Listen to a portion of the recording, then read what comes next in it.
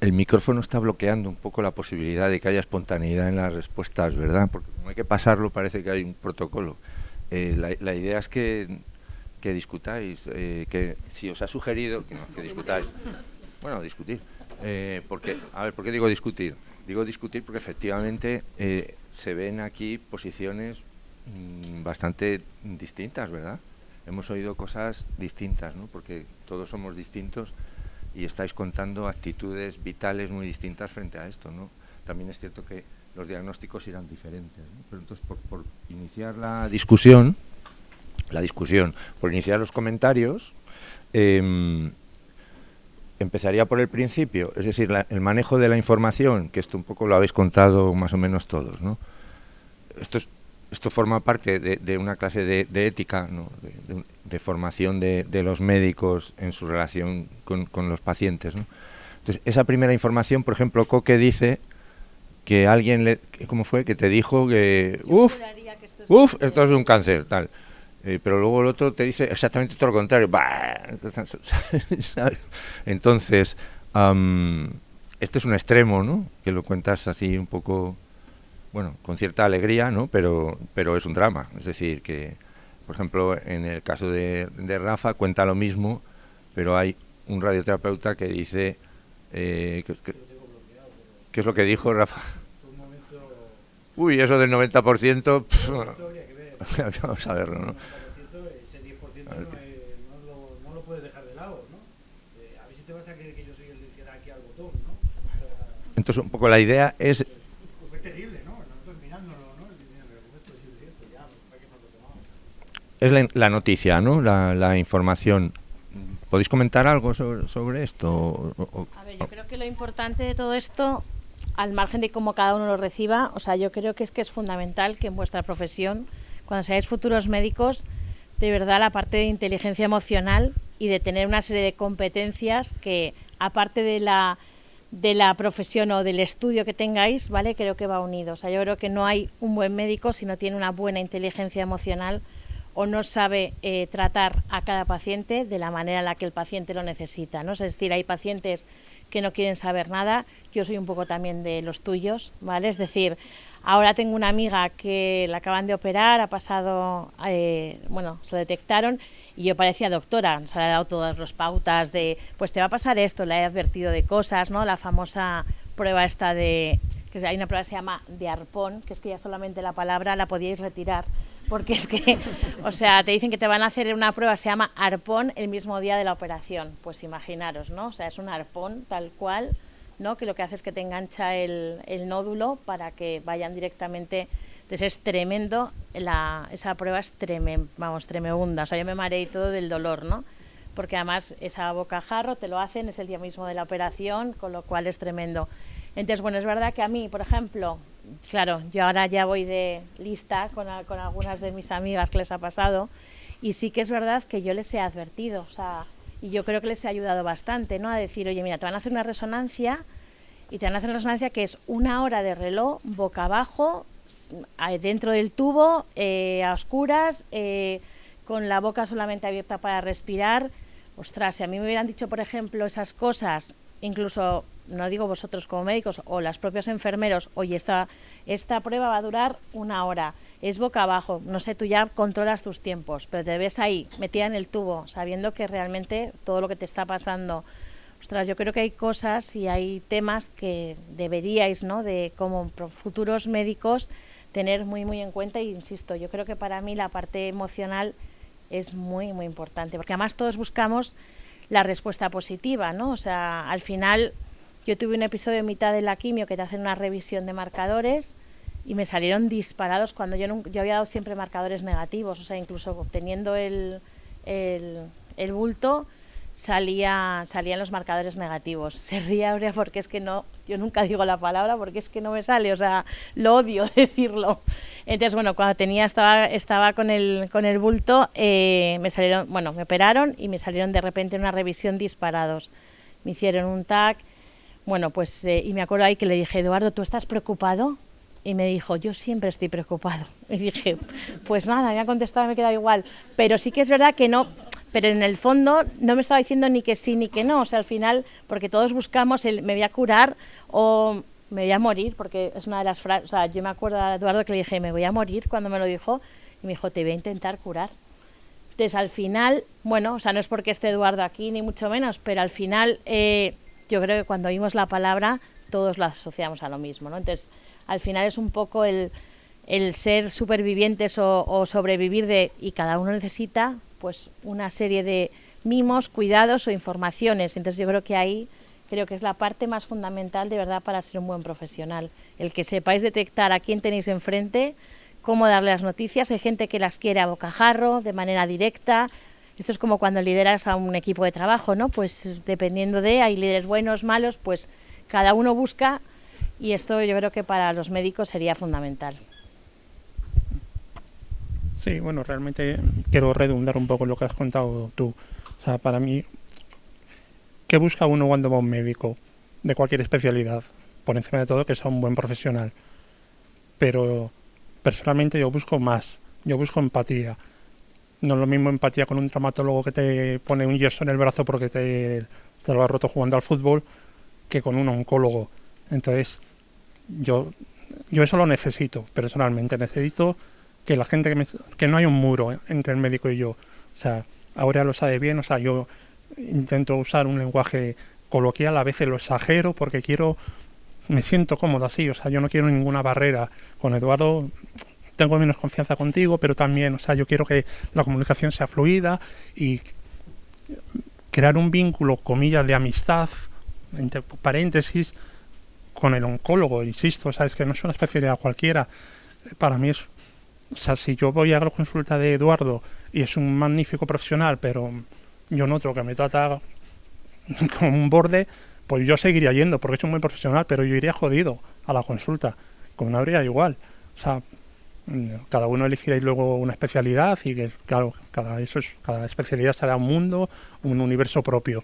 Pero aquí en oncología es que es lo que comentabas tú le llamas inteligencia emocional, yo le llamo empatía, feeling, o sea, ese feeling con el paciente, me estoy repitiendo realmente lo que dices tú, ese detectar, este paciente hay que decirle las cosas muy claras, este paciente es temeroso como lo soy yo, quiere una información muy básica, ¿para qué le voy a contar aquí rollos técnicos que él no me los está pidiendo y le van a afectar? Entonces, este seminario que es de ética, para mí eso es muy, muy importante, por lo menos en mi caso.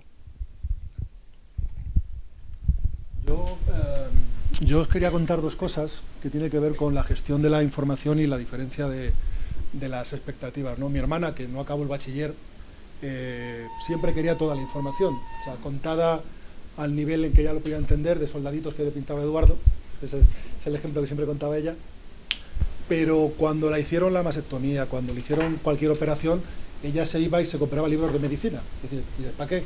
Con fotos, o sea, ella quería saber lo peor de lo que le podía pasar, y eso lo hacía siempre. Bueno, era su manera de afrontarlo, se ponía en lo peor, quedaba en lo mejor, salía contenta, pero bueno, era una manera de, bueno, son pacientes diferentes, hay que tratarlo de manera diferente. Y eso no es fácil, ¿no? Yo entiendo que eso no es fácil.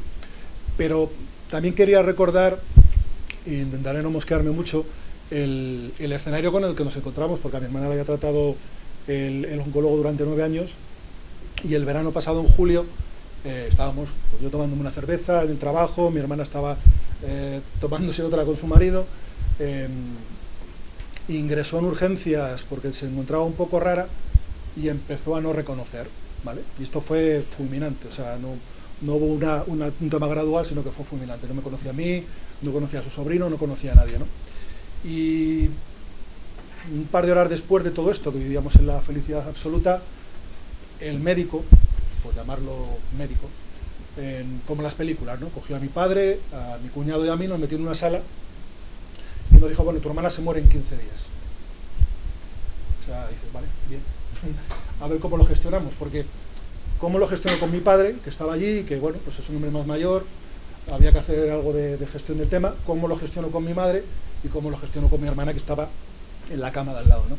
Entonces, hombre, pues en los meses habría ido a dormir muy contento ese día, pero la madre que le parió. O sea, y eso no tiene nada que ver con gestionar la información, con dar la información y con hacerlo bien o mal, O sea, al final al otro lado hay personas.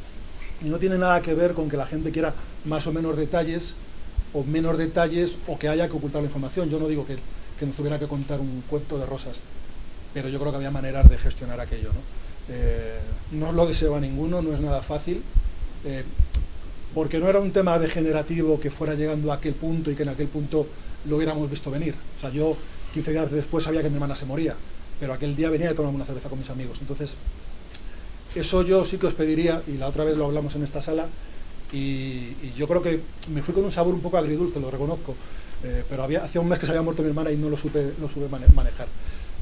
Me fui con el sabor agridulce de que hubo una parte del alumnado que entendía que por el exceso de trabajo esas cosas había que justificarlas.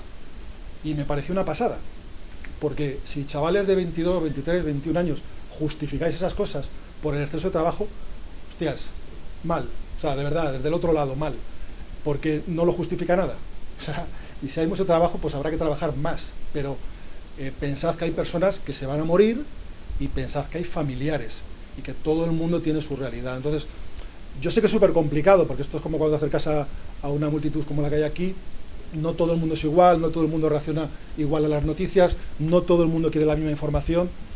Perfecto, pero forma parte del trabajo. Es decir, yo cuando me acerco a un cliente, mis primeros 30 segundos es saber qué quiere que yo le cuente y cómo se lo tengo que contar. Porque si yo no empatizo con él, fallaré. Y yo no gestiono salud, ni gestiono vidas. Pero eso tenéis que intentar entender que forma parte del trabajo. Yo lo cuento como anécdota y acabo, hace un par de meses a mí me dieron una formación para presentar, ¿no? Para hacer presentaciones en un aula, a un cliente, el PowerPoint, este tipo de cosas, ¿no? Y el instructor era australiano, ¿no? Y entonces él nos contaba como anécdota que acababa de venir de definir un protocolo en la salud, en la sanidad australiana para hacer que los alumnos supieran cómo dirigirse o cómo acercarse a la cama de un paciente. Y me pareció una pasada, porque las directrices que le daban eran como de un autómata. Mira, acércate, mírale a los ojos, haz no sé qué con la mano, llámale por el nombre. Joder, por un lado me pareció bueno, porque establecía una manera de darle un envoltorio diferente. Pero por otro lado me pareció una pasada, ¿no? Es decir, que tengamos que hacer esto. Y el hombre este me reconocía que muchos de los alumnos y muchos de los médicos, porque esto no era solo para alumnos, también era para médicos, no terminaban de entender el sentido. Es decir, ¿por qué me tengo que acercar a la cama? ¿Por qué le tengo que llamar por el nombre? ¿Por qué le tengo que poner la mano o no en el hombro? ¿Y por qué tengo que mirarle, ¿no? Y decir, pues, tías, si esto tengo que convencerte de eso, ¿dónde estamos, no? Yo quiero simplemente que penséis en ello.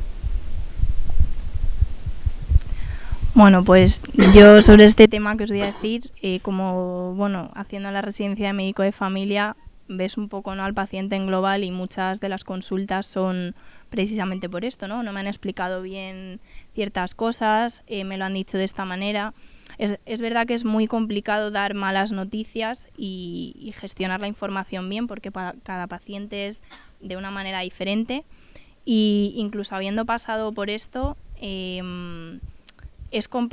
muy complicado, pero yo creo que lo más importante es tener empatía, o sea, aunque sea escuchar, no tener la prisa de decir, porque es muy complicado dar malas noticias. A mí me cuesta todavía muchas veces dar malas noticias, no sé si lo estoy haciendo bien, pero lo que creo que sí que por lo menos he aprendido durante todo el proceso de mi madre es a tener esa empatía de la que hablaban ellos como pacientes, y por lo menos saber escuchar, que es lo importante, que la persona pueda hablar y conocerle un poco cómo está viviendo él el proceso y cuáles son las cosas que necesitan. Mi madre en concreto, la verdad que yo creo que a ella la información en todo momento se le dio muy bien. Yo en ese sentido no he tenido ninguna queja de ninguno. Y incluso algo que ya me he planteado un poco a posteriori, porque bueno, a ella cuando le diagnosticaron la carcinomatosis meningea, aparte luego se le hizo otras pruebas de revisión y la enfermedad había avanzado en otros aspectos. Entonces ella sabía lo que tenía a nivel cerebral, pero del resto de cosas las dejamos un poco ahí en el aire, ¿no? Ella tampoco preguntó mucho sobre ese tema, y Y lo que preguntaba, pues intentábamos siempre decirle, ¿no?, que lo importante era lo que ella tenía en la cabeza, que el resto... Entonces, bueno, a posteriori te planteas un poco, ¿no? ¿Está bien eso que he hecho de omitir cierta información cuando no? Al final el paciente es el que tiene derecho a saber todo. Y yo creo que, no sé si estaba bien hecho, pero creo que a ella le ayudó un poco. Mi madre era una persona, como os he dicho, muy nerviosa, y yo creo que el saber que ella tenía esa parte, que era lo que le estaba dando un poco, ¿no?, todos los síntomas que ella tenía, no le iba a suponer un beneficio el contarle que tenía otras cosas en otro sitio. Y bueno, yo por lo menos me lo he planteado a la larga, no sé si he hecho bien, si no, porque al final le limitas la información, igual te planteas hacer otras cosas, no hacer las cosas de otra manera, si conoces esa información, pero yo creo que pensándolo mucho y bien, yo creo que al final fue una decisión también que tomamos entre mi padre, yo, mi hermano, bueno, era un poco más pequeño y también creo que de esta parte justo estaba un poquito más al margen, pero creo eso, que saber dosificar la información, saber hasta dónde tenemos que llegar, algo que si no te lo están preguntando y tampoco te va a aportar nada más, ¿no? Es decir, pues tienes la enfermedad en muchísimos más sitios, ¿no? Que te va a aportar. Yo creo que eso fue un poco lo que pensamos nosotros. Y bueno, eso en resumen lo que han dicho ellos, súper importante la empatía y además te facilita muchísimo el transcurso de la enfermedad y el poder llevarlo de otra manera. Mi madre, vamos, o sea, a pesar de todo este proceso, yo creo que pude disfrutar muchísimo, muchísimo hasta el último día, que como ya os he dicho antes, estuvo ahí organizando su cena que teníamos el sábado y demás. Y bueno, al final siempre hay un montón de preguntas, ¿no?, que te haces después de todo este proceso, pero yo creo que, bueno, lo hicimos lo mejor posible, pero eso, animaros a que, bueno, ahora no veis tantos pacientes, es mucho más teórico todo, pero cuando estéis un poco en la práctica clínica y demás, animaros a que os acordéis un poco de esta clase o de otras que tengáis. Siempre hay un montón de cursos de malas noticias y demás que yo he estado, pero es muy complicado luego a la hora de hacerlo, aplicarlo. Pero que lo tengáis siempre en mente y por lo menos que sí que sepáis escuchar, que yo creo que es lo más importante. Muchas gracias. Pues completamente de acuerdo con todo lo que habéis dicho, intentando añadir una derivada más sobre todo a lo que decía Juan Carlos, ¿no? O sea, creo que hay un mito que es absolutamente nefasto, y es el hecho de pensar que cantidad de trabajo y relación con el paciente y calidad en la relación con el paciente es como una especie de punto en el que hay que buscar una equidistancia, un equilibrio, ¿no? A más trabajo no puedo pretender una buena relación con los pacientes porque no es posible. Es mentira. Yo creo que es una mentira grandísima, porque una cosa es lo que hace uno y otra cosa es cómo lo hace, y no tiene nada que ver. O sea, se puede hacer las cosas bien y con buen fundamento científico y técnicamente de manera correcta, con una consideración mínima hacia la persona que tienes delante, que es una persona, ¿no? Yo creo que ese es el tema, ¿no? O sea, yo creo que hay muchos mitos respecto a la calidad de un médico, y en esa figura casi divina, ¿no? Que un personaje que anda un palmo del suelo, distante con todo el resto del mundo, es una especie de semidios, y luego el otro, el que se mete en el barro y el que se pringa realmente y se involucra con sus pacientes. Y yo creo que esa es la diferencia. O sea, los pacientes, dioses de la medicina no queremos. Yo de verdad que he tenido experiencias de trabajar con gente que son extraordinarios, que es el equipo de Eduardo, Aurea y Ana, que si la conocéis, que ¿la conocerán? Pues deberían, porque es una pasada. Es una pasada, la enfermera del equipo es una pasada. Es una pasada, pero es que son una pasada los tres, de verdad, y soy un fan incondicional, con experiencia, porque también he vivido la otra experiencia, que es la que os conté de la radio. Claro, la experiencia de la radio fue nefasta, fue justo lo contrario. O sea, de hacerte fácil la entrada de una enfermedad como esta, que tiene impacto, aunque el pronóstico sea buenísimo. A mí me dijeron que el 90% estaba a mi favor. Así que no quise saber nada del 10% restante, porque dije, este no es mío, yo estoy en el otro. Pero claro, es que en el Hospital del Sur, que aquello está masificado, no tiene nada que ver con el Puerta del Sur, quiero decir, no tiene nada que ver con el de Torrelodones, mucho más familiar, más controlado todo, mucho más humano, ¿no? Me encontré allí con un sujeto que me estaba dando el pronóstico médico y lo que decían los protocolos y tal y cual. Y digo, mira, no me cuentes eso, o sea, yo es que no puedo más. O sea, es que si lo que me dices es que voy a palmar, si suspendo, es que me da igual. Es que estoy en un punto de me da igual. Y ahí fue cuando me di cuenta de que, ostras, esto realmente la película se acaba y se acaba en un punto. Y hay momentos en los que un paciente pues debe tener todo el derecho de decidir el no querer más, ¿no? Claro, depende mucho de cómo se lo cuentes y cómo viva lo que está viviendo, ¿vale? Que esa decisión sea antes o después.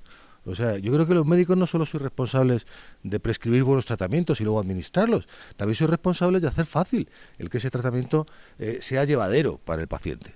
Lo cual no quiere decir engañarle, porque tuve una discusión ese mismo verano, poco después de la renuncia a mi tratamiento, a finalizar mi tratamiento de radio y tal, tuve una discusión con dos familiares que son de sanidad, de salud. Ambos son enfermeros en el Clínico, en Granada. Y bueno, cuando les conté mi experiencia con la oncólogo radioterápico, se dice así, ¿no? Me dijeron, eso son tonterías que decir los pacientes porque es que lo que os gusta es que os digan lo que queréis oír. Y le dije, mira, ¿sabes qué? No quiero seguir hablando del tema. No quiero seguir hablando del tema porque además veo un corporativismo, es que no tienen ni puta idea de lo que me ha pasado, le dije a mis cuñados ahí, pero ni puta idea, y estás opinando con una alegría, descalificando al paciente, en fin, no sé si resume más o menos lo que emocionalmente siente uno cuando se encuentra en esa situación, y no es para nada llevadero. Menos cuando tienes encima una enfermedad que el nombrecito cáncer, uno tiene pegado a la idea de muerte, claro, y no apetece. Así que yo creo que eso son, para mí hay un tema que tiene que tener un buen profesional, y es que al margen de la cantidad de trabajo que tengas, y en medicina creo que esto es clave, seas capaz de equilibrar tu capacidad médica con tu capacidad de relación con el paciente. Eso si quieres medicina clínica, si quieres investigación o si quieres educación y ser un profe catedrático de esos que da clase magistral, ahí subido en un púlpito, a lo mejor funciona. Tampoco creo que la educación sea ese el camino, pero bueno, eso es lo que quiero decir. Yo estoy de acuerdo.